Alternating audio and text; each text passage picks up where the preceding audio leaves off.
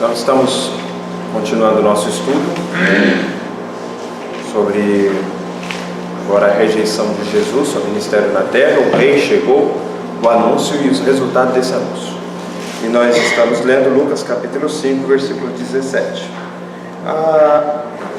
O trecho que vamos ler, nós não vamos aprofundar, os irmãos conhecem a história, a cura de um paralítico em Cafarnaum, é simplesmente para mostrar o contexto em que essa cura acontece.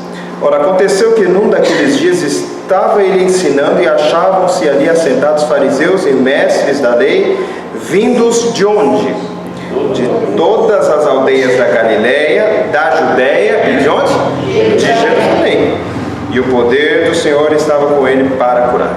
Bom, eu quero me apegar aqui ao fato dos fariseus terem vindo de lugares distantes para averiguar, para ouvir com seus próprios ouvidos o que Jesus estava ensinando, e assim carimbar ou assegurar que ele era o Messias, ou refutar, ou dizer que o povo estava enganado, não era o Messias coisa nenhuma. E aí os irmãos conhecem a história, que o que acontece? Jesus desafia o status quo, anunciando e incorporando uma visão radicalmente oposta à dos guardiões da fé, que eram, sobretudo, os fariseus, segundo sua própria visão. Os irmãos se lembram de estudos passados que os zelotes, à sua maneira, que os essênios, à sua maneira. Qual era a maneira dos zelotes? A violência. Não era propriamente um partido, era mais um apelido. Por isso Simão Zelote, que nós temos lá no grupo dos apóstolos, dos primeiros discípulos. Nós tínhamos os essênios que se separavam, os zelotes, que era um apelido que se dava àqueles que buscavam insurgir-se contra o Império Romano por meio da espada. E nós tínhamos os fariseus, que seriam aqueles que buscariam o convencimento social. Enquanto isso, os saduceus era governista, era do partido da situação, não da oposição. Os saduceus então era governo, os fariseus oposição. Os saduceus poderia até haver lugar para o Messias na sua teologia, mas não havia lá um grande entusiasmo. Enquanto os fariseus não, estávamos aguardando, estávamos rasgando nossas vestes, estávamos numa situação de humilhação, colocando cinza em suas cabeças e vivendo de forma simples, de forma humilde, porque estavam vivendo na sua própria terra um grande e terrível exílio. Já pensaram o que é isso? Aguardando que o rei davídico chegasse. Pois então, mas eles eram, à sua própria vista, os guardiões da fé. E Jesus vem trazer uma oposição tanto aos fariseus quanto aos saduceus. Aos saduceus, vocês estão errados porque vocês são governo. Eu também sou oposição ao governo que está. E aos fariseus ele diz: e eu também sou oposição a vocês, porque a compreensão de vocês está totalmente equivocada. Vocês pegaram Levíticos e estão só em Levíticos, talvez um pouco em Êxodo. Vocês ignoram Êxodo 19, vocês ignoram Gênesis, vocês ignoram as promessas de Abraão, vocês ignoram o proto-evangelho que foi proclamado a Eva, ou até foi proclamado a própria serpente, com direito a Adão e Eva ouvirem essa mensagem escatológica, essa mensagem de vitória sobre a serpente. Vocês ignoram tudo isso, vocês estão só pensando na promessa de forma restrita a Davi, e também o arrazoado da Torá, sobretudo do livro de Levíticos, e da parte que lhes interessava do Êxodo. E aí Jesus fala: não é exatamente isso que eu vim fazer. Aliás, os irmãos vão se lembrar porque um fato emblemático acontece na vida de Jesus, que é Marcos capítulo 11, versículos 15 a 17. Então vamos para Marcos. Boa parte do nosso estudo é baseado no Evangelho de Marcos. Marcos 11, versículos 15 a 17, o texto que eu já preguei. E quem estava aqui naquela pregação vai lembrar. Será que não? Marcos 11, 15 a 17.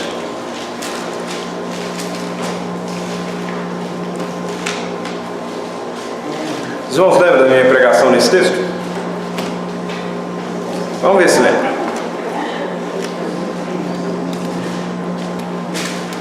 Eu falo em que Jesus estava derrubando o status quo, eu estou falando que ele estava pondo de ponta cabeça.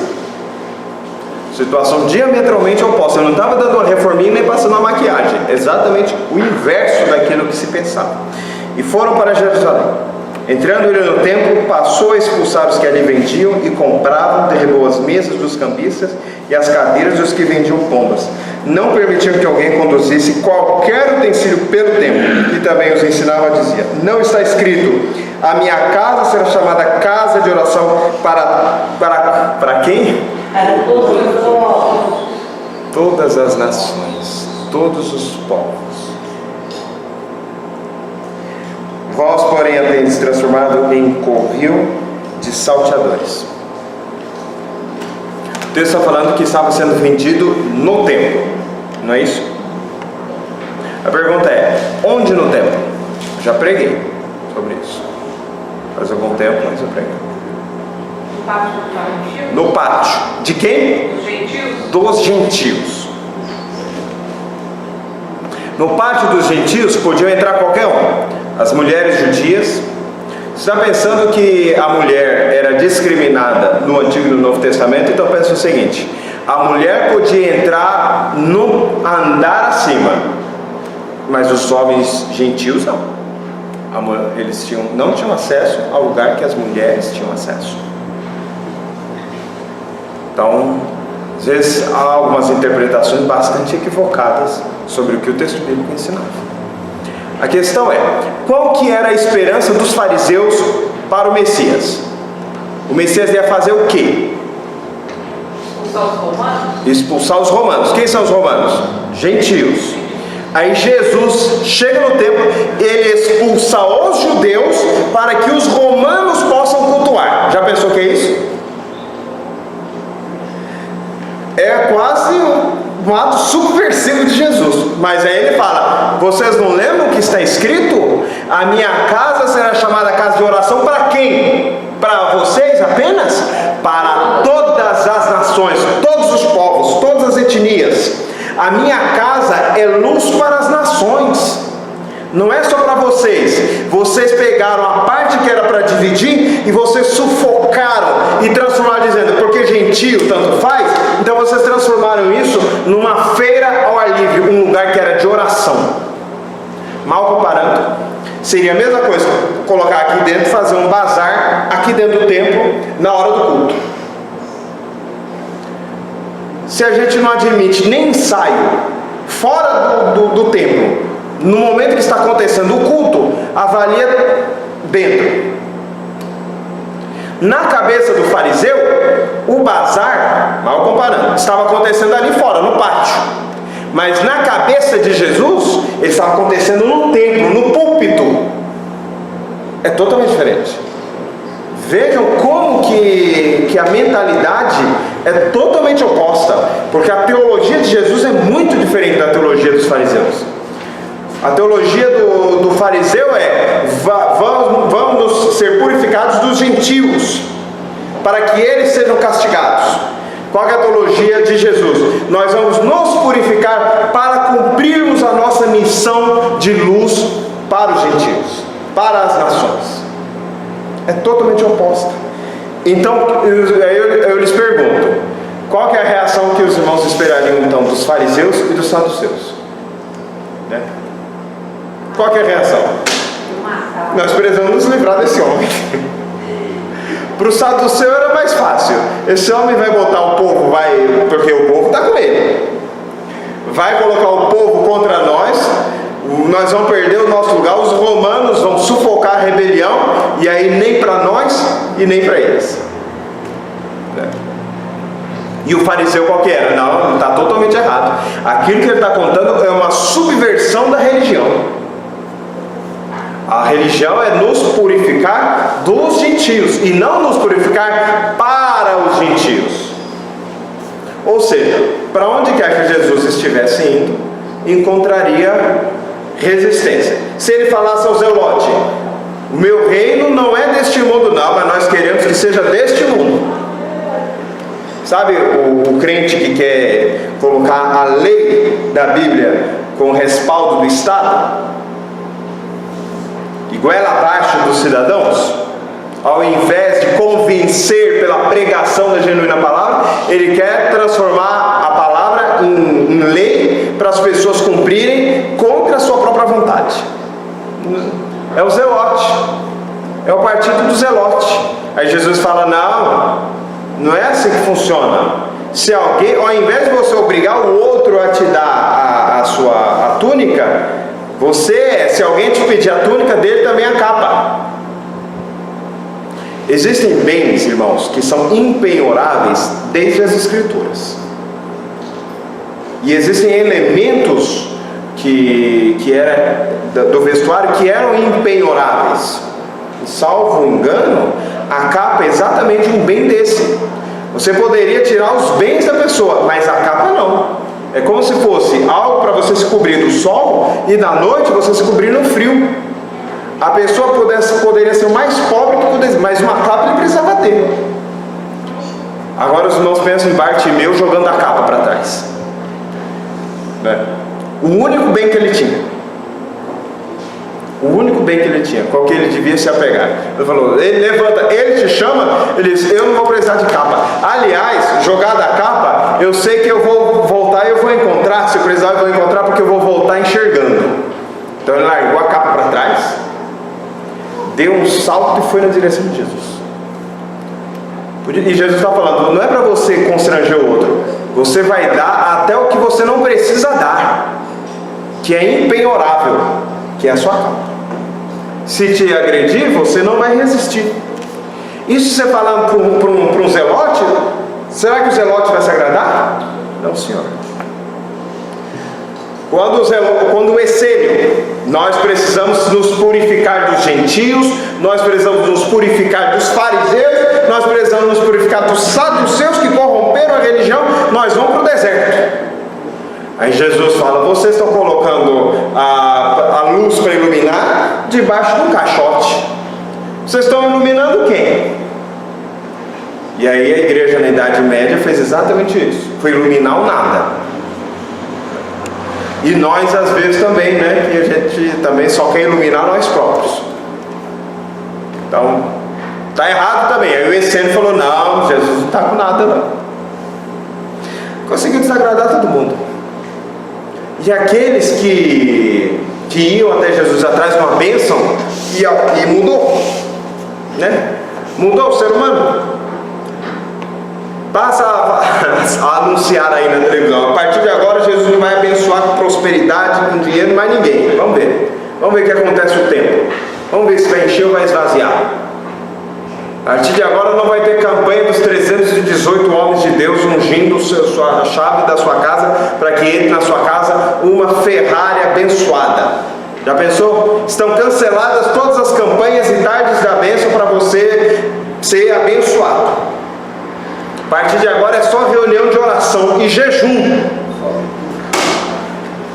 Pois é. Vai lotar a igreja? E shows gospels estão proibidos. Se você quiser ir para o show, você vai lá para a Sarah Brightman, que esteve recentemente aqui no estado de São Paulo e estará em Brasília cantando aí seus clássicos. Show gospel não vai ter mais. O que os irmãos acham que vai acontecer com o Evangelho? Pois é. A questão é, quando Jesus falou: não, o reino de Deus é isso. É sujeição, não é orgulho, é sujeição. Não é maltratar o outro, é não resistir àquele que te ofende, é não resistir ao romano.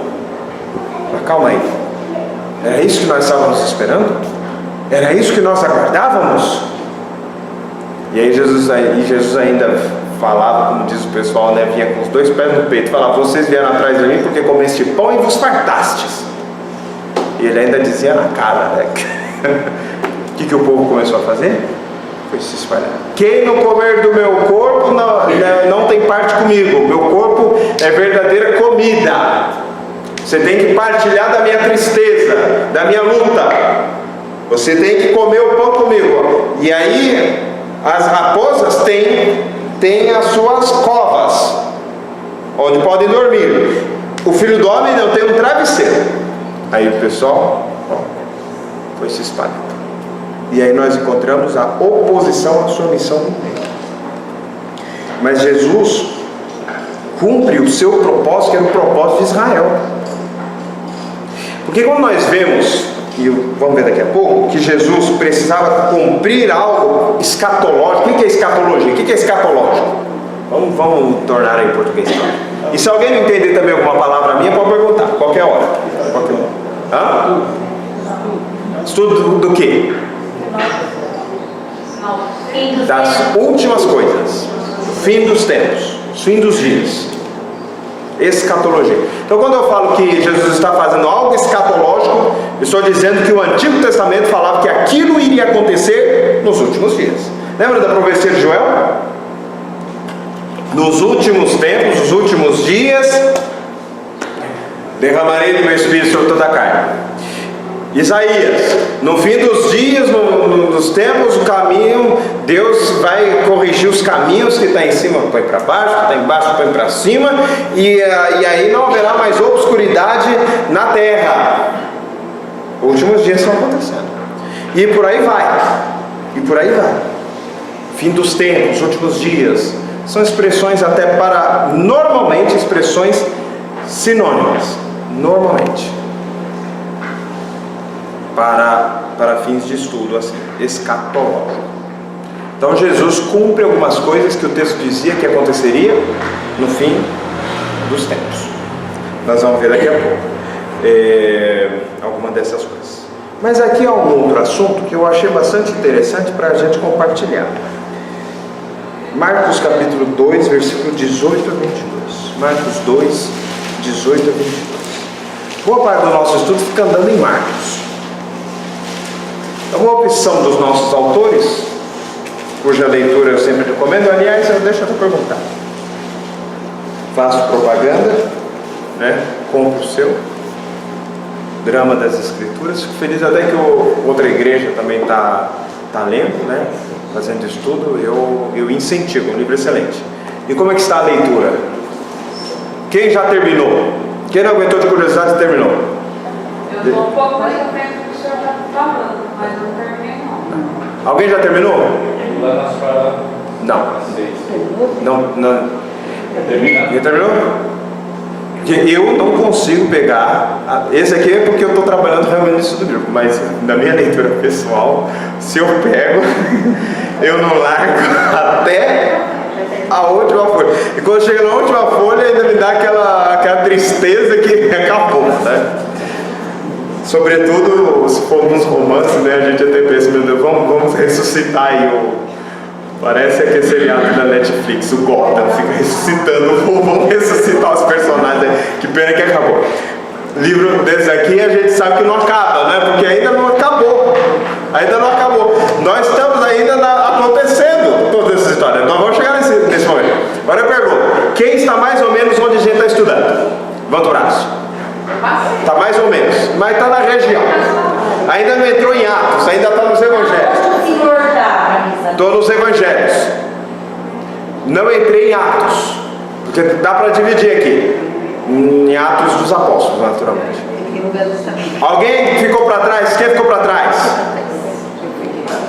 Então, quem tem Levíticos, Deuteronômio, Números? Então vamos acelerar, porque isso aqui eu acho que nós vamos até. Será que a gente chega na metade do ano que vem, 2019? Também não estou com pressa. Vamos devagar, aprendendo e vai guardando, passar rápido. Mas também não gostaria que a gente deixasse de ler. Mas o pastor, bastante importante. Tem uma diferença aí entre ler e estudar. Tem vezes que a gente lê, mas não estuda. Eu gosto de dar uma lida geral, depois eu volto. Mas assim, se ler, só passar o olho e vier para o estudo bíblico, sobretudo se for no mesmo dia ou um dia antes, assimila bem mais. Mesmo que não leia todos os textos bíblicos, né, todas as notas de rodapé e tal, mas assimila bastante. Para gravar, a gente está numa pedagogia, a meu ver, no meu meu sentir, bastante equivocada hoje em dia, que me parece que está voltando, que é a seguinte: não precisa decorar. Quem não decorou a tabuada, depois passa uns apertos aí na vida prática. Na vida prática. Então, na hora do concurso, vai prestar um concurso, vai no palitinho ou contando os dedos. Às vezes tem uns macetes, regra de acentuação. Vai fazer um concurso, aquele que estava na pedagogia antiga de decorar as regras de acentuação, bate o olho, apesar de que mudou muita coisa. Assembleia, eu não me conformo de assembleia, de ideia no acentado, não me conformo. O trema eu não quero nem saber, consequência, eu ponho o trema e um acento lá e acabou. Não, fico igual o pessoal antigo lá que dizia, né, falava as palavras, até falava pro meu avô, não é assim que fala, chamado paizão, não paizão, não é assim que fala mais não, eu dizia, mas naquela época, questão, né, falava questão, depois virou questão, e por aí vai, era mais daquele tempo, então, continuo pondo os pinguinhos lá, mas memorizar ainda é importante. É importante a gente saber texto bíblico de cor. Pode não saber palavra por palavra, até a questão da tradução às vezes atrapalha um pouco. Mas, irmãos, ter conhecimento assim, às vezes a gente até pensa que não é tão útil. Né? Você, por exemplo, memorizar todos os profetas menores na ordem. Pode ser útil assim numa igreja que se prega muito em Sofonias, Ageu, Zacarias. Mas não é nosso costume, né? Sobretudo eu sou um pastor que prega muito pouco no Antigo Testamento, em relação ao Novo Testamento. Parece que sou exceção. Vejo muitos colegas pregando regularmente no Antigo Testamento, enquanto eu prego regularmente no Novo Testamento. Prego de vez em quando no Antigo, mas acho que tenho mais, eu particularmente tenho mais desenvoltura no Novo Testamento. Não tenho lá muita, mas no Novo Testamento mais que no Antigo. Mas é bom memorizar, é bom saber. É bom lembrar onde que está mais ou menos tal passagem. Marcos 2, 18 a 22. Falei isso para que os irmãos rodem assim para a leitura, para dizer que é importante gravar pelo menos a ideia. Pode não gravar todos os textos, mas grava pelo menos a ideia, para a gente ter uma direção. Marcos 2, versículo 18 a 22. E eu preciso até falar uma coisa aqui antes de até ir para o próximo assunto, porque eu acho que esse é o último ponto deste assunto. Eu tenho trazido sempre um estudo e mais um outro, porque se der tempo eu já entro no outro. Raramente dá tempo, mas tudo bem. Marcos 2, versículo 18 a 22. Ora, os discípulos de João e os fariseus estavam jejuando. Vieram alguns e lhe perguntaram: por que motivo jejuam os discípulos de João e o dos fariseus, mas os seus discípulos não jejuam? O que está por trás dessa pergunta? Agora quem leu vai saber. O que está por trás dessa pergunta? Os discípulos de João e os fariseus estão jejuando. Vieram alguns e lhe perguntaram: por que motivo jejuam os discípulos de João e os fariseus, mas os teus discípulos não jejuam? Lembrando que Jesus é um rabino conhecido. Bem poderia ser colocado na turma ou dos fariseus, dos essênios não, porque ele vivia na cidade, ele era urbano. Já pensou no negócio de Jesus era urbano? Às vezes alguém fala, não, porque a cidade é do demônio, e Jesus era urbano, o apóstolo Paulo era urbano, profundamente urbano, profundamente. Uma cultura totalmente cosmopolita, para usar uma expressão que a gente tem mais hoje. Por que sendo ele todos os outros mestres, os rabinos, e inclusive João Batista, jejuam ele e os seus discípulos? Mas o Senhor não jejua, seus discípulos não jejuam. O que está por trás da pergunta? Os irmãos lembram? Não, aí então é uma esperança escatológica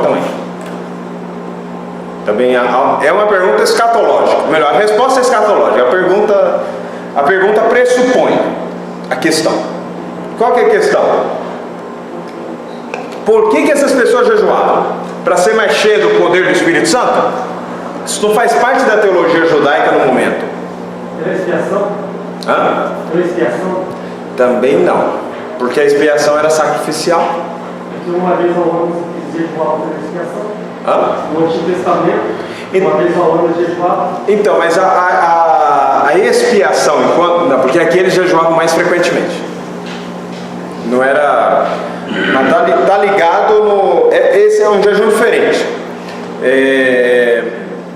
Digamos assim, mais ritualístico, mais ligado à lei, e o que eu estou falando é mais ligado aos profetas. Esse é um jejum, digamos, profético. Ele está mais... Porque ele era regular. E por que era regular? O que está por trás disso? Por que eles andam jejuando? Esperando a vinda do Messias. Por que eles jejuam? Porque eles estão no exílio na própria terra. Eles não têm hinos de louvor nos lábios, eles têm lamentos chorosos. Quando virá a restauração? Quando se cumprirá as promessas? Quando Deus reunirá o seu povo dos quatro cantos? Quando Deus expulsará os gentios? Nós ansiamos por esses dias. Eu vou falar também que tem um outro jejum, que é o jejum que o povo faz para ganhar bens. Hoje em dia, não é um jejum bíblico, não existia isso na Bíblia. Aliás, não existe na Bíblia. Jejum não é para ganhar bens.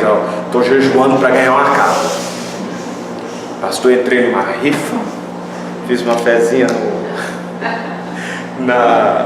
do bolão lá da virada. Mas não se preocupe que eu vou dizimar. Mas não se preocupe que eu vou dizimar. Você pode levar seu dízimo contigo, meu querido. Você suborna o homem, a Deus não. Você vai ter santa paciência. A pessoa fala cada coisa, né? Mas enfim, por que jejuavam eles e por que os discípulos deles não jejuavam? Porque chegou a consumação. O reino chegou.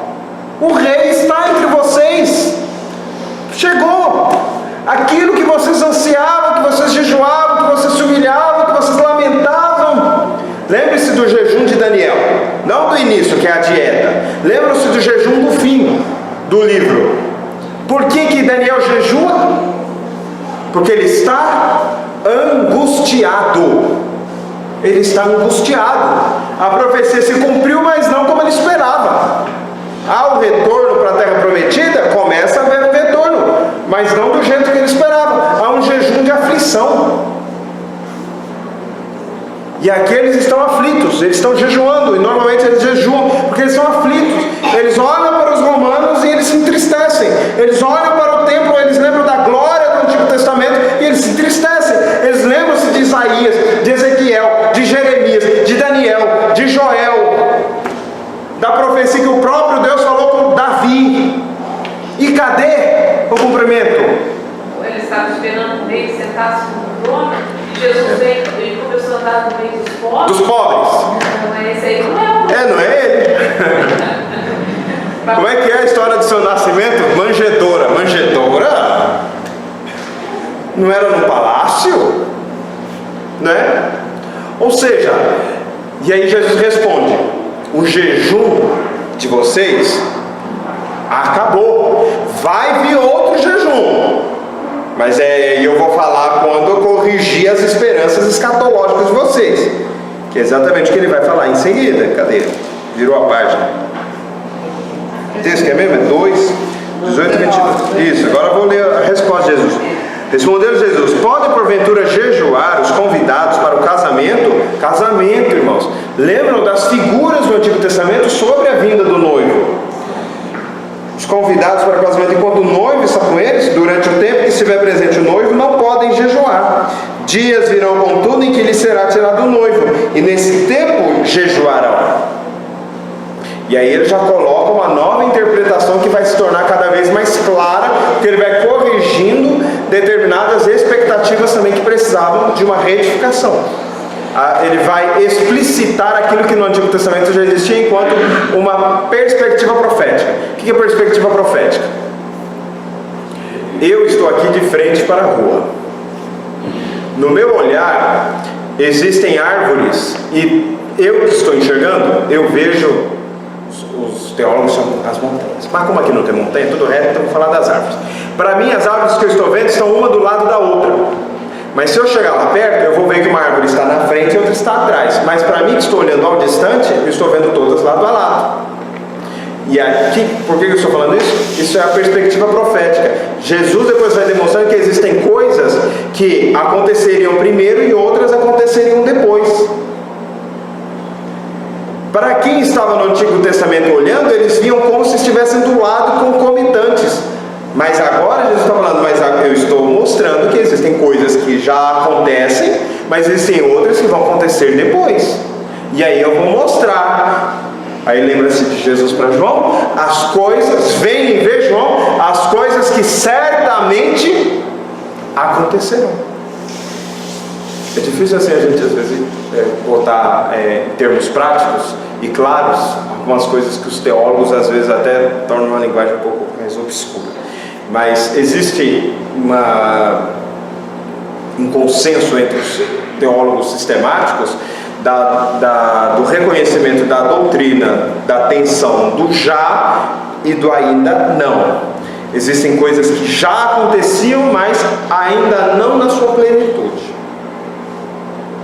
O conhecimento de Deus veio sobre os gentios, mas ainda não é como as águas que cobrem o mar. Jesus já veio, ele é o Rei dos Reis, mas ele ainda não está reinando como ele reinará. Só que ele já reina hoje. Quando Jesus é visto por Estevão, por Paulo e por João, ele é visto em sua glória, não no seu estado de humilhação na cruz do Calvário. É diferente. É algo que está no futuro, mas já tem acontecido coisas no presente. Então o jejum também era um ponto sensível. O jejum e o sábado, 2 pontos sensíveis. O sábado porque era mal interpretado, e os adventistas interpretam errado até hoje.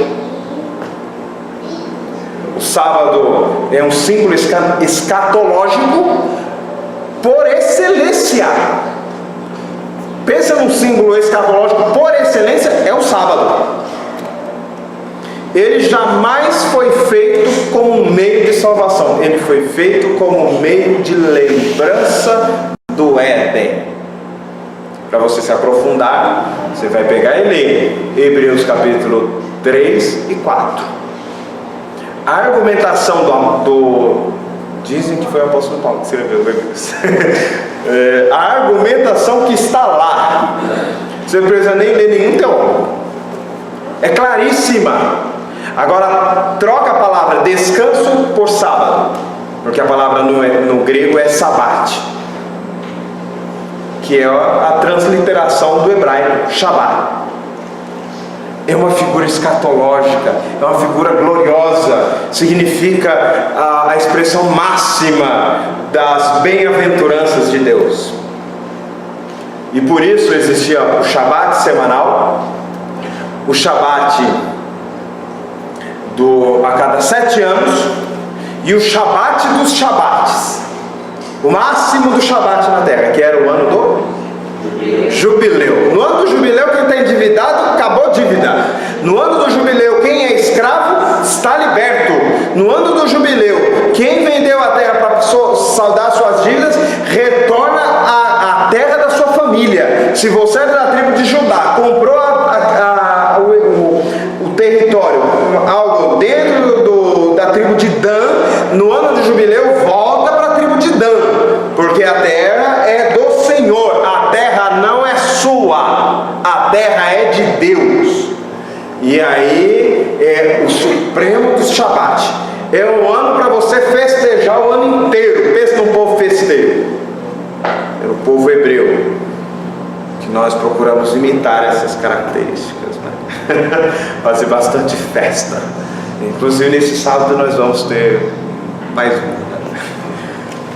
passou festejando o ano inteiro, né? Fica parecendo aquele Imagina o Senhor Deus perguntando para mim: Felipe, você pastoreou minhas ovelhas, né? Pastor, o que você fez com elas? Deixei bem gordinhas.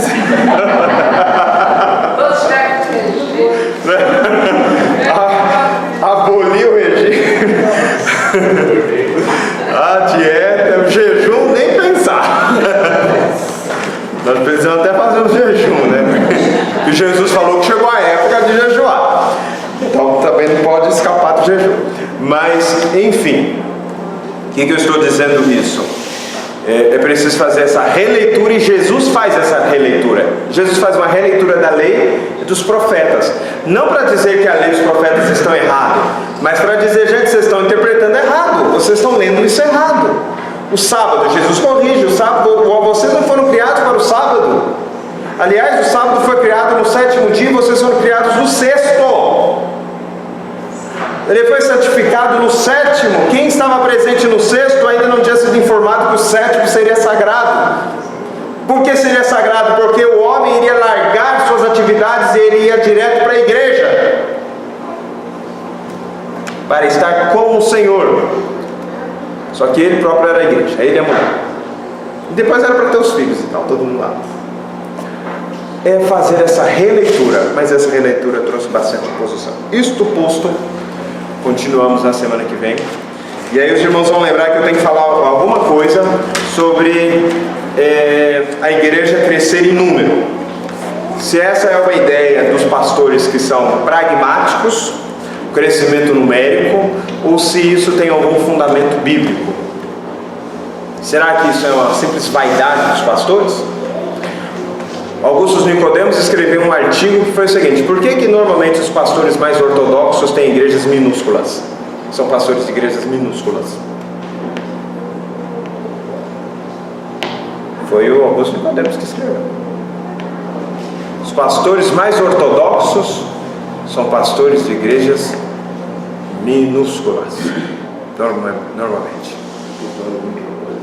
Agora muito autoridade para os ortodoxos. Não sei se você está tão preocupado com a qualidade assim também, não. Leia um artigo do Augusto Nicodemos, porque faz uma leitura que não é completa da Bíblia. É isso. A preocupação com os números não é a preocupação que o pastor tem que ter. Encher a igreja não é algo só o pastor tem que estar preocupado, não. Cada membro tem que estar preocupado. Derrubar essas paredes para lá, derrubar essas paredes para o fundo, ou derrubar tudo e comprar o terreno dos vizinhos. Ou quem sabe, melhor ainda, Deus converter boa parte da cidade, converter os donos do templo lá da praça e fazer igual a reforma protestante. Os templos de outra religião virarem tudo protestante, pronto. Igual Genebra. A igreja de São Pedro seguia o Duque de Saboia. Mas fala Savoia, não sei nem como é que fala, porque você falar francês. Mas virou tudo protestante. Então essa é uma preocupação que só o pastor tem que ter, porque ele está preocupado com o número.